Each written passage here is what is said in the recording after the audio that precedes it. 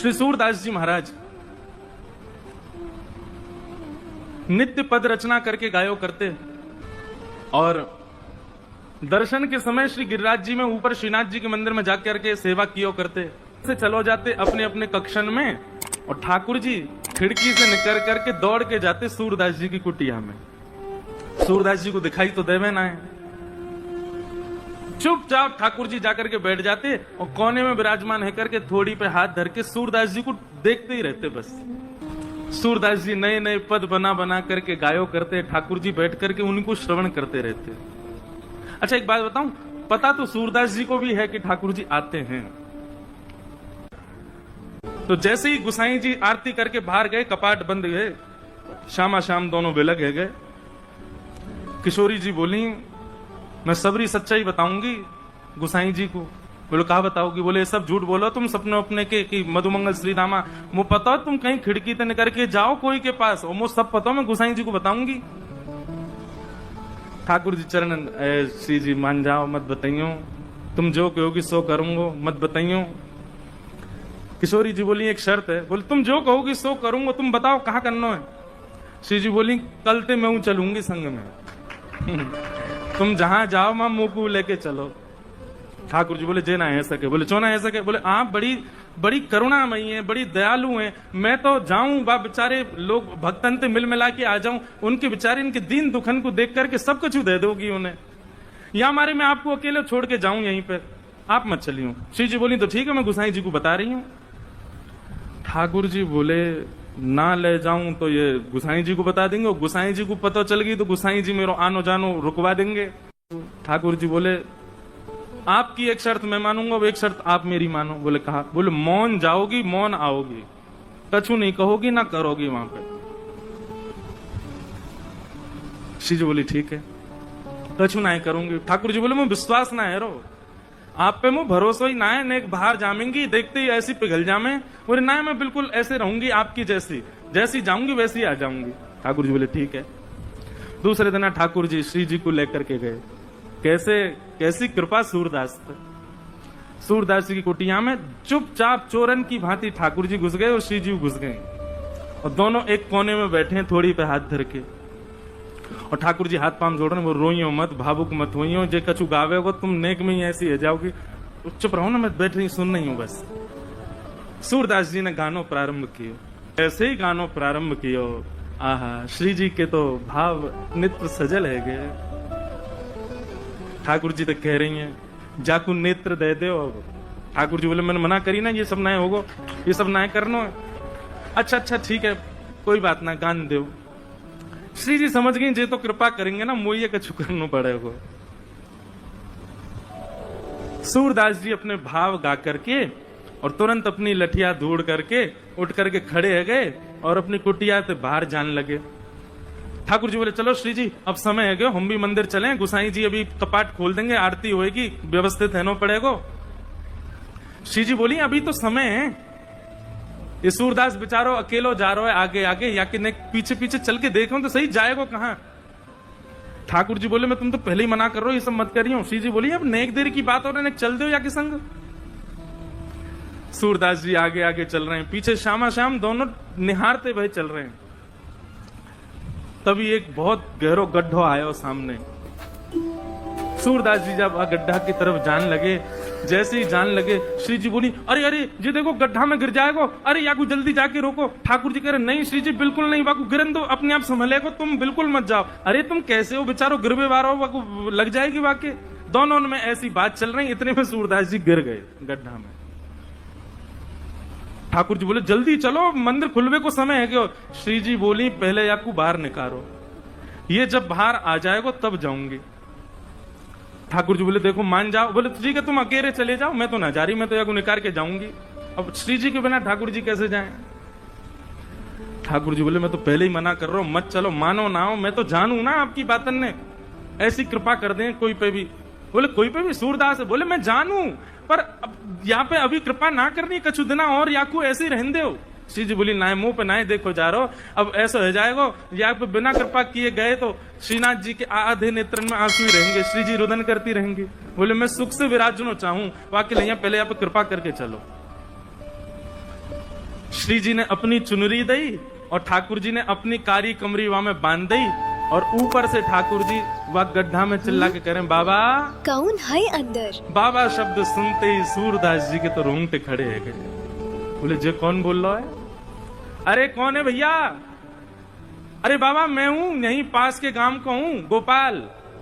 बोले अच्छा भैया कहा कह रहे हो? बोले आप गिर गए हो, मैं आपकी मदद कर दूं, बाहर आ जाओ। सूरदास जी बोले कैसे आऊंगा बाहर भैया, मैं तो बहुत गहरो गिर गए हो। ठाकुर जी बोले मैंने अपनो पटका डाल दियो बाबा, बाकू पकड़ लियो, पकड़ के ऊपर आ जाओ।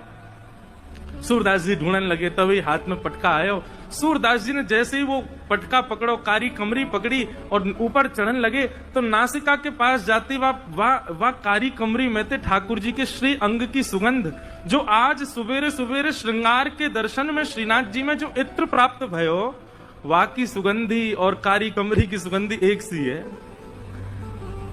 सूरदास जी बोले जे सुगंधी तो सुबह सुबह गुसाई जी ने दही मोहे श्रृंगार के बाद, यह पटका में तो कैसे आ रही है? सूरदास जी के मन में संशय नहीं आया कि कोई और होगा, तुरंत विश्वास प्रकट हो गया श्याम सुंदर ही है।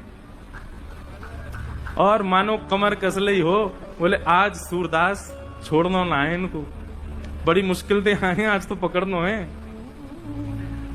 ऊपर आने लगे सूरदास। यहां ठाकुर जी श्री जी की चुनरी ते कारी कमरी बंदी भई है और ठाकुर जी श्री जी की चुनरी पकड़ के खड़े हैं और ठाकुर जी की कमर पकड़ के श्री जी खींच रही हैं पीछे और सूरदास बाहर आ रहे हैं। सूरदास जी जैसे जैसे बाहर आ रहे हैं, नेत्रन में आंसू आ रहे हैं, लेकिन पी रहे हैं। बोले आज बाबू को ना होनो, आज तो चतुराई दिखानी है।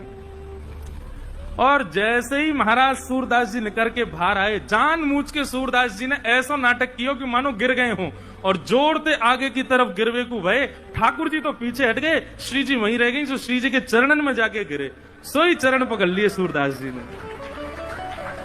अब सूरदास जी के हाथ में जैसे श्री जी के चरण आए, ठाकुर जी ने श्री जी को हाथ पकड़ो, जोड़ते बोले पीछे हटो। अब पीछे श्री जी हटी तो श्री जी के पामन को नूपुर सूरदास जी के हाथ में रह गए। सूरदास जी ने चुपचाप छुपाए के यहीं धर लियो। ठाकुर जी बोले श्री जी जल्दी चलो, मंदिर खुले बारो, गुसाई जी अभी मंदिर खोल देंगे। श्री जी चलन लगी तो बोली जय जय, मेरे एक नूपुर की ध्वनि ना आ रही, कहीं गिर को दिख है। ठाकुर जी बोले दूसरा दिलवाए दूंगो, अब चलो जल्दी। श्री जी बोली ना मुंह को तो वही चाहिए। ठाकुर जी बोले यही मारे ना लेके आ रहा हूं आपको। अब पीछे मुड़ के देखिए तो सूरदास जी वह नूपुर को ऐसे कान से लगाए करके वह की ध्वनि सुन रहे हैं, देख तो सके ना है, वह की कोमलता को अनुभव कर रहे हैं। वह बाबा के पास में जय जय वहीं चलो। ठाकुर जी बोले अब यही पर रहने दो, मैं दूसरी दिलाई दूंगा तुम्हें, अब चलो जल्दी, मंदिर में खुल जाएगा नहीं तो। बोले ना मुंह को तो यही चाहिए। बाबा हाँ रे भैया कौन है? बोले मैं ही हूं गोपाल, अब ही जाने आपको बाहर निकालो। अच्छा भैया कहे कहा बात है? बोल बाबा मेरे संग मेरी सखी आई, बाको नूपुर गिर गयो, आपने धल लियो अपने पास, बाकू दे दो। सूरदास जी बोले जे नूपुर? बोले हम बे। बोले जे तो वाको है जो मेरे मुंह को निकार में आयो का। बोले बाबा मैं वही तो हूं। बोले मोहे का पता भैया तू वही है, मुंह दिखाई तो देवे ना है। अरे बाबा मान जा जे हमारो ही नूपुर है। बोले अच्छा तेरी सखी के पास एक नूपुर होगा, एक नूपुर तो मेरे पास है। सखी ने आगे आए करके अपने दूसरे पाम के नूपुर की पहचान मुंह को कराए दे, मैं छू करके देख लूंगा कि हाँ जे वही नूपुर है तो दूसरे पाम में पहनाए दूंगा, और नहीं तो भैया मैंने कहीं तोय दे दियो और असली या को हकदार आयो और बाने आके मुझसे कही तो मैं तो बड़ी विडंबना में फंस जाऊंगा, मुझे तो पता ना है असली कौन है। ठाकुर जी बोले श्री जी जे बहुत चतुराई कर रहा है, या को पतो चल गई है कि आप ही श्री जी हो और जे दूसरा पाम पकड़ लेगो आपको। श्री जी बोली पकड़े तो पकड़न दो, लेकिन आज ये नूपुर लेके ही जाऊंगी।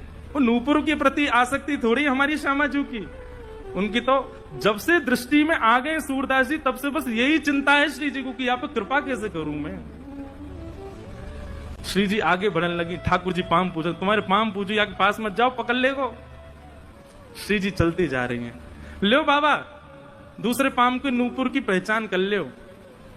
सूरदास जी ने दूसरे पाम को स्पर्श किया, बांधी भाई नूपुर हाथ से छुई, नेत्रन से आंसू बहन रहे हैं। लाली अपनो पहलो पाम आगे कर दे मैं पहना दूं। श्री जी ने पाम आगे कियो, सूरदास जी जैसे ही नूपुर बांधन लगे, नूपुर बांधते ही सूरदास जी ने तो ऐसे अंक में श्री जी के दोनों चरण पकड़ लिए। बोले अब नहीं जान दूंगा, अब तो कृपा करो मुंह पे, कृपा करो तभी जान दूंगा। यहाँ ठाकुर जी खींच रहे हैं श्री जी को, लेकिन श्री जी कस के पकड़ लें सूरदास जी ने। अरे बाबा छोड़ दे। बोले आज नहीं छोड़ूंगा, बड़े दनान में हाथ आए हो। 84 लाखन में घुमाए घुमाए करके जैसे तैसे तो सूरदास बनो, जैसे तैसे गिरिराज जी आके अटकाऊं, जैसे तैसे श्री वल्लभाचार्य जी की मुकु दीक्षा प्राप्त भैया, अब ना छोड़ूंगा, अब तो जय जय कृपा करो। बोले कहां कृपा करें? बोले मैंने जीवन में आपसे कछु नहीं मांगो, लेकिन आज मांग रहा हूं। ये दो चक्षु, इनकी कभी मुझको अभाव को अनुभव ना भयो कि आपने मुझको क्यों ना दिए। बहुत कृपा ठाकुर जी जो आपने ना दिए, लेकिन आज पहली बार ऐसा लग रहा है काश मुंह पे नेत्र होते तो मैं दोनों युगल के दर्शन कर ले। तो सूरदास जी ने तो कही है, श्री जी ने तो इतने अपने हाथ धर दिए। बोले बाबा आंख खोल लो। ठाकुर जी कह रहे हैं मुझे तो पूछ तो ले करो। किशोरी जी कह रही है पूछे वारो काम ना है, सब होन दो। बाबा आंख खोलो। सूरदास जी ने अपने जीवन में पहले बार कमल जैसे, बिल्कुल ठाकुर जी जैसे नेत्र प्रदान कर दिए सूरदास जी को। जैसे ही नेत्र खोल करके देखो, आहा नव दुल्हे ब्रजराज सांवरो, दुल्हन राधा गोरी, बसो मोरे नैनन में यह जोरी, बसो मोरे नैनन में यह जो। यही गिरिराज जी की तलेटी में दोनों युगल खड़े हैं, एक दूसरे के गले में गलवैया डाले और सूरदास जी दर्शन कर रहे हैं। सूरदास जी पे बड़ो अनुग्रह किया ठाकुर जी ने, और अनुग्रह करने के बाद दोनों उनकी खूब रज रज के दर्शन किए।